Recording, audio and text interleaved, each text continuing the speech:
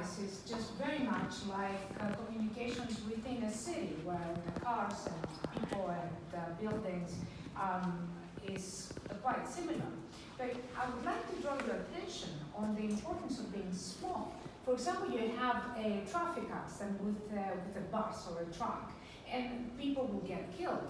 But a virus, something very, very tiny, can kill billions. So the body and its elements have very, very different rules, like quantum physics and Einstein physics have very different rules.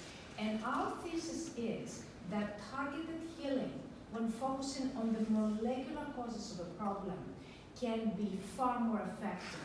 And also, the other principle is that time reversal is only possible with molecular mechanisms. For example, if you lose an arm or a leg, you don't grow another arm. However, the free radicals, for example, if they gain an electron, they turn back into a stable molecule. They go back in time where they used to be a stable molecule before they lost the electron and became free radicals. Same thing with ATP, it loses a phosphate and becomes ADP, that means diphosphate. The same thing with G proteins, GMP turns to GDP to GTP and so on and so forth. And they keep going in this sequence back and forth in time routinely. Now, a very important thing that you need to focus again is that the rules that govern young people and old people are very, very different. And there is a new theory of anti-aging, it's a semi-programmed theory of anti-aging. George Martin said that the brightest flame casts the darkest shadow. So the very same signaling pathways that would make us, that were very adaptive in our young age, when they aimlessly continue, they turn against us, they become a problem. And basically what this is about is an inertia, biological inertia. And inertia and stability are synonymous in this particular case, because you want stability, you want the system to be stable, you want the biological system to be stable, you want the personality to be stable, you want your relationship to be stable. However, when that aimlessly continues, you have problems with basically personality rigidity, with systemic rigidity, with relationships. When they keep going on and on and on, despite the fact that they are not longer adaptive, then that is a problem. And here is different theories of aging. The programmed, of course, says that you will have to live and die, and that is that basically. So there is a destiny involved there. And then you have the stochastic theories, where basically there's a functional decline that can be reversed by repairing the mechanisms that have subsided. And then you have the quasi-program that I just spoke about, where it's a hyperfunction, where things keep going aimlessly when they should not be going on anymore. And here, you need to shut down certain signaling pathways in order to enhance longevity. So, for example, inflammation is an example of that. Inflammation is very good for the young, but it's deleterious to the old, and then they can create different diseases like diabetes, heart disease, etc. Here we have sort of a summary of how you can increase longevity by decreasing certain mechanisms. And I have enumerated certain of the mechanisms that need to be decreased. I'm going to be talking more about the TOR signaling pathway, decreased insulin pathway, other pathways have to be decreased. And then you have the GNK pathway. I'm going to speak about that a little bit more later on. The sirtuins, histones, all that also need to be increased in order for longevity to be enhanced. So it's a combination.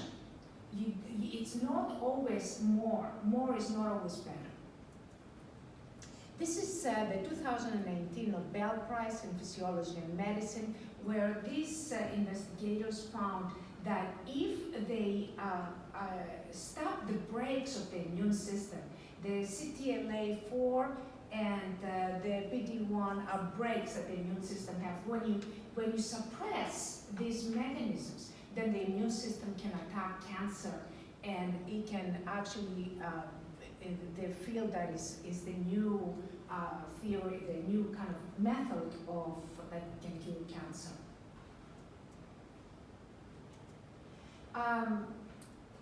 Sorry, this is the mTOR pathway, mammalian target of rhabdomyosarcomas, and that is for growth, but it's also for senescence. It starts enhancing growth, but past a certain point, it is deleterious for our health. And the PI3K pathway is also for cell growth, cell proliferation, cell differentiation, cell motility, cellular survival, and that is the good aspect. Now you see another image with it's two sides of the same coin. Some of it is the good aspect, and then you have the bad aspect, the same pathway that is so important in cellular proliferation. It's also, it induces the free radicals, the free radicals that are deleterious to our health and also enhance aging. Now, same thing with oxygen. Oxygen is necessary for life and energy production. However, by the same token, oxygen metabolism can create an instability in the oxygen molecule that will try to attract more electrons and to create dangerous properties such as peroxide anion radical or the peroxide. Reactive oxygen species, as well as exogenous damage like chemicals and UV radiation, can cause DNA lesions. I'm going to talk more about that tomorrow on the DNA lesions. They can basically cause telomere shortening, mismatch of DNA, double-strand breaks, and of course that leads to aging, disease, and death. And here we can have a combination of how you can reverse that. So basically, the global methylation we need to reinforce, the local methylation we need to suppress. And histones are the chromatin proteins that package DNA, and certain histones we need to suppress, others we have to reinforce. The same thing with chromatin remodeling. Chromatin is like a librarian, takes all the genes that are scattered and puts them back in place, like the librarian puts the book back in place for the DNA molecule to function properly. And then some of them we have to reinforce in order to kind of combat the aging process. So it's a combination of different pathways and how these pathways have to be targeted. Now, proteins communicate with each other. You can see here sort of a protein communication within different cells. This is the cells, this is the protein, and this is the proteins outside the cell. And what happens is that the cells communicate through their proteins. The proteins is the communicator of the cells. And the cells take these protein signals from inside the cell and from between cells and integrates it. Like our brain takes different language signals and integrates them into concepts. Since 2006, we know that aging is the result of disorganized protein-to-protein communications and also less communications within and between cells. You can see here's a young cell and an older cell with much less communications in the older cell. And proteins you can divide them into sensory action and chaperone proteins. Action are the proteins that do the action, sensory the ones that sense, and chaperone are the managers. Basically, this is a protein here, a calnexin is the chaperone protein. Now, the cells use signals to communicate, to fulfill functions, and very interesting, there's a lot of research. Again, this is 2 Nobel Prizes, from 1998, 1999, where they found that the cell doesn't only change functions within itself, but it changes functions within other cells through this communication. And that cells carry billions of proteins in about 100,000 billion cells are targeting different cells and they're carrying messages that basically are like emails that or like messages like that with zip codes that get the messages to other cells. And what we found, new research has shown, these neural signals are based on compression, like sound waves, that basically the cells do not have to be in close proximity. They can be in distant proximity and still get these communication signals. And we have the glial cells that communicate like cell phones, and we have, of course, the neurons that communicate like landlines. And here you see, what you see here is you see signaling communication under the microscope. These are very, very distant cells. And you see this resonance situation here that is happening despite the fact that these cells have no proximity. They communicate from the distance. And there is a lot of articles that talk like the psychic cells, how the cells communicate from the distance, and how they are actually can even communicate through barriers. This is a research by Norris from 2013 until 2018, and I believe it's still ongoing, on how they had barriers, and they saw how the cells inside the barrier were actually altering the function of the cells outside the barrier, even though there was a barrier between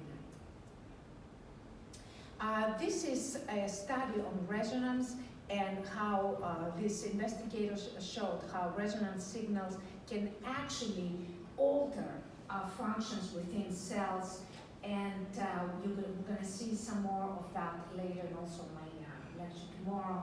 And specifically, how does signaling affect wounds, for example? The JNK signaling pathway, remember I spoke about that before, is very in the center of this wound healing. There has been a lot of research on that, and there is a lot of statistical studies that show statistical significance of before and after of the wounds. And here you see an untreated wound under the microscope, and a treated wound. You can see how much, obviously, much greater improvement after 12 hours through this reinforcing the signaling pathway of JNK. Another aspect is DDR2, the collagen, this type of cellular signal that passes binding to DDR2 collagen receptors significantly enhance healing. So you look at certain receptors, and you look at, of course, certain signaling pathways like the JNK. Now, connexins are very, very important here. So downregulation of this, the connexin 43 and 26 has been associated with enhancing healing of wounds. And this is some clinical studies on wounds. This is immediately after the signaling approach, and this is a week later. This is another signaling study on 15 treatments. This man was thought he will never grow nails, and actually there was quite significant healing. Diabetic healing of diabetics by Norris Lambert. This is a dermatologist in the Netherlands. And necrotic wound, this is a liposuction wound that was necrotic, and after 6 treatments you could see an improvement, a shortening, and also you could see more alive aspects. Burns, the connexins 43 that I spoke about it, they're also involved in the burns. But with the burn, sometimes you want to increase the deadening of the area, because that debris will help in the healing process. But basically what you see here is that as soon there is a burn, there is an increase of the connexin 43. You can see it here from there, how it increased and how there is cellular apoptosis as a result of increasing the connexin 43. This is the aspects of basically healing of the wound, and you see the inflammation takes over, and then proliferation kind of to start healing the wound with mesenchymal cells and stem cells, and you can see here an unhealed, non-complete modeling, and the complete modeling, and basically signaling will affect, will decrease inflammation and will increase proliferation, and of course that will lead to the tissue injury. And you see here a control and a treatment group. You can see how much obviously better healing in the treatment group than the control group, and different arrows show the fibroblasts and inflammation and other aspects. Now, the thing I would like to leave you with is that the answer is not in the element, it's also in the age and the context. So you see here is, this is the number of references for different results. Some of it is completely unknown, some of, for the calcium, for example. Some of it, they find that there is regeneration. Others find the actin polymerization. Others find that there is increased inflammation as a result of that. It's the same thing with the ATP. ATP has much better results, of course, because it's the energy. But research is very conflicted. It gives you one result, and then it tells you the exact opposite. So it's very difficult to put, everybody sees a different part of the elephant. One person sees the trunk, the other person sees the tail, and nobody sees the entire elephant. And that is a problem with research and how we should be approaching it in a more global sense of understanding. This is another study on a baby burn, and after 5 treatments, the recovery. This is a much newer version of the technology on a burn, a 3rd-degree burn. Another case, that's the day after, and then after 4 treatments. Yeah. Now, there is a new, the new trend in research that they talk about how inflammation breaks down cellular communication, and they talk about the aging. We're talking about how free radicals lead to aging. Now we're talking about how inflammation leads to aging, and how inflammation will interrupt cellular communications.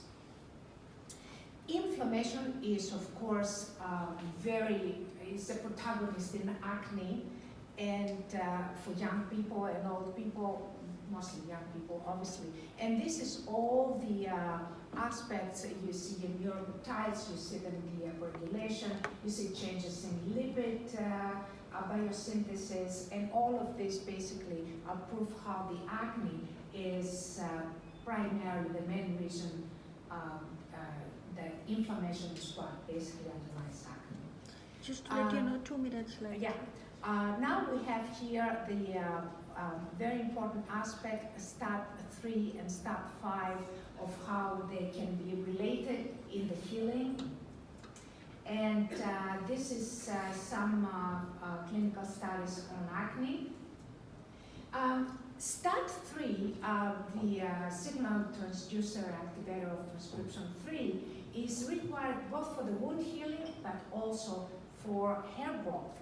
And you can see how here the dependent STAT3 has the greatest hair growth, whereas there is a degeneration of the hair growth when there is an independent STAT3. Very important, regulatory T cells that are generally controlling inflammation are very important. Without them, the stem cells that come into the area to create more hair do not work. So its inflammation is deleterious to hair growth.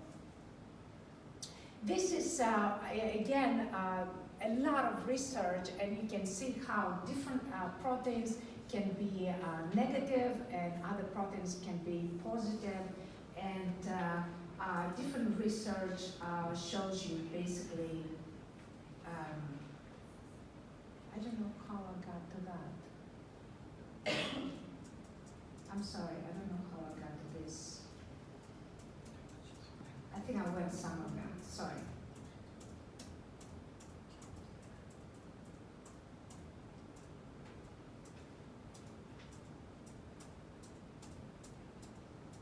And this is more basically negative effect on our hair growth and how different proteins affect that. Another one. This is some research of before and afters. This is the before, this is the after on hair growth. I'm not sure what's going on here. It keeps going back for some reason. Can you help me? I press it and it goes to the all the way to the beginning or something. I'm sorry about that. Okay, that's another study, hair growth, a third one. And this is basically how it works. How do we start the video here?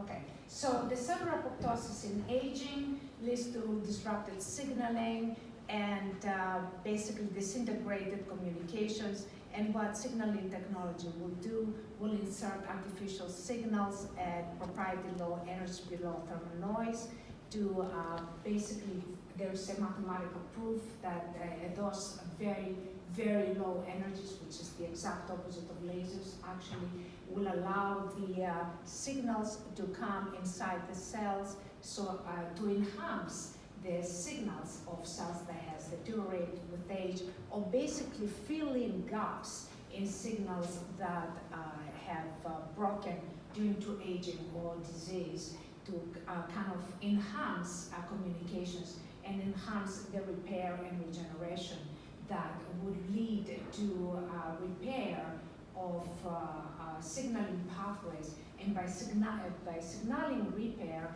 and repair of the signal